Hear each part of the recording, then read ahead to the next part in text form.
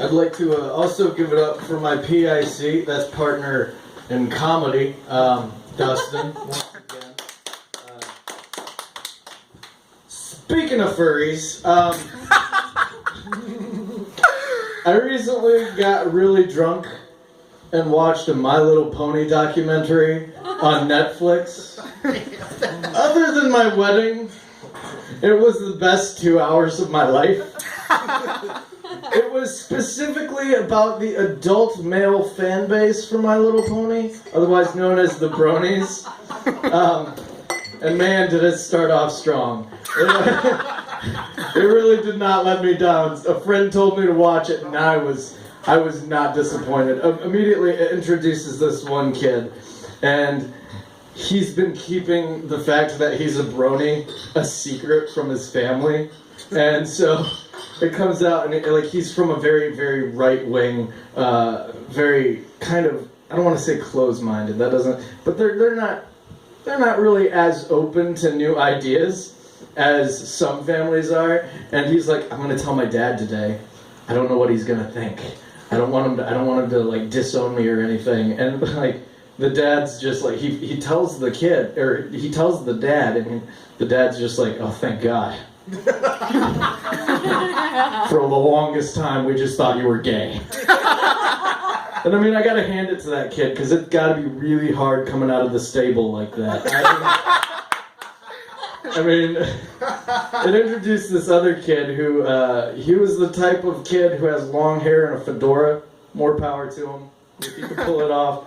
But at one point, it shows him standing along this pasture, and he's just looking at the horses out there, and he's talking about how beautiful it is. And I kind of sympathize with him. I'm like, I grew up partially on a farm. I kind of understand where he's coming from. And in the back of my head, I'm like, he really wants to fuck that horse. But like for awkward people, I mean, I kind of get it. Like the show, it kind of makes sense. Like for people who are socially ostracized, like it makes sense, right? Like it's a show about friendship and about compassion. Everybody works together. It's family friendly. There's no cursing. There's nothing like that. And sometimes somebody just really wants to fuck a horse. So I mean, it works. I mean, for those people, I mean, they have an outlet. It also started talking about it introduced. They took it to. And I didn't know this was a thing that existed.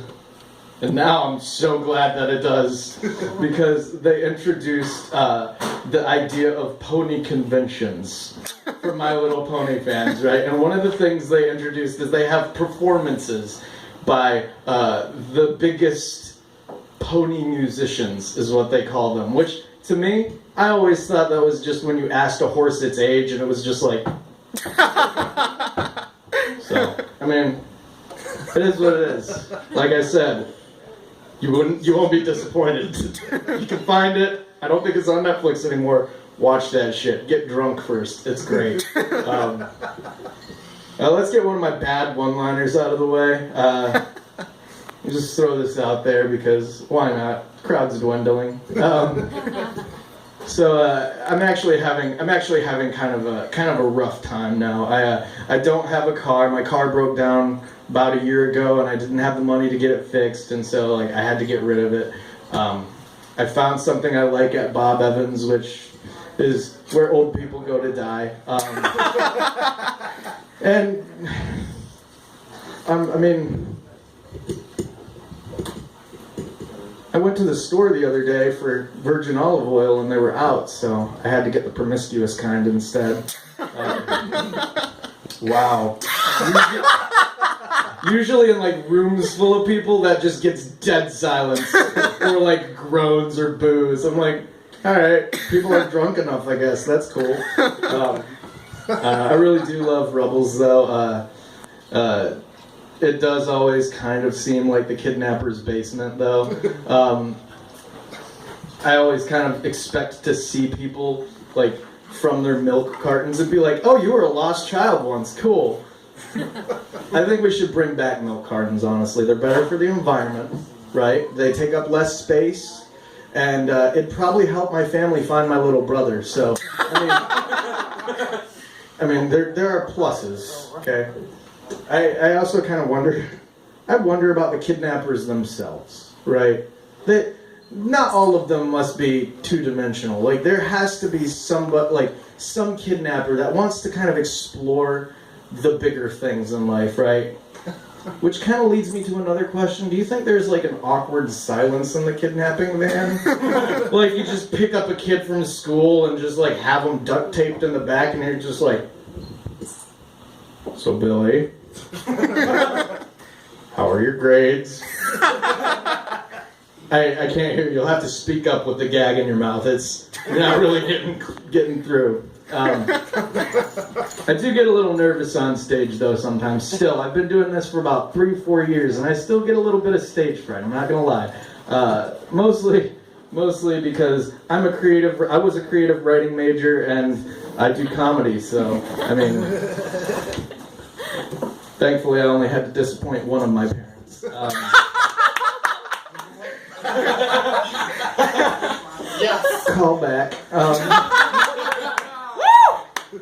But it's always weird when I go to a party and there are like people there who are beautiful and successful and just well educated, and like I actually went to one not too long ago, and there was this one girl there who like is the type of girl that I was really intimidated by in high school, and so she's like, I'm talking to her and she's just like, I'm like, oh, what do you do? And she's like, I have a master's in public administration. I'm like, oh, cool. What do you do with that? And she's like, well, I help kind of overhaul the way the city does things. I helped introduce a bill to fix our roads, and I'm working with the Speaker of the House to kind of streamline the way that laws are introduced. I'm like, oh, cool. She's like, what do you do? And I'm like, would you believe me if I said sometimes I like to quote Buffalo Bill from Silence of the Lambs as Droopy Dog. Follow-up question. Would you fuck me? I'd fuck me. I'd fuck me hard.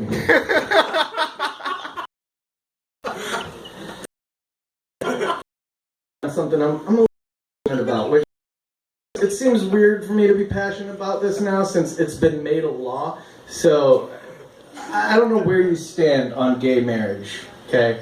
It doesn't matter. I'm very passionate about the fact I think you have to have a position, right? I don't think gay marriage is that big of a deal. It doesn't affect me, right?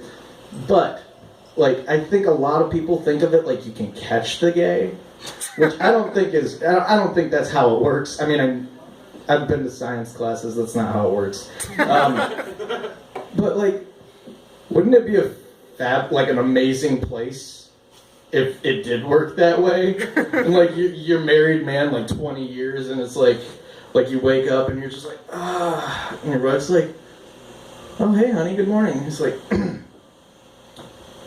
she's like, something wrong? It's like, I don't know. I don't know. I had a sip of Tom's lemonade the other day at work, and I woke up today feeling a little fabulous. And she's just like, oh, that's awful. Do you just want to like call in sick and like stay home and we could just make love all day and just walk around the house naked like we used to? And he's just like, no. Maybe I'll see what Tom's up to. I don't know. All right, you guys have been great. Thanks.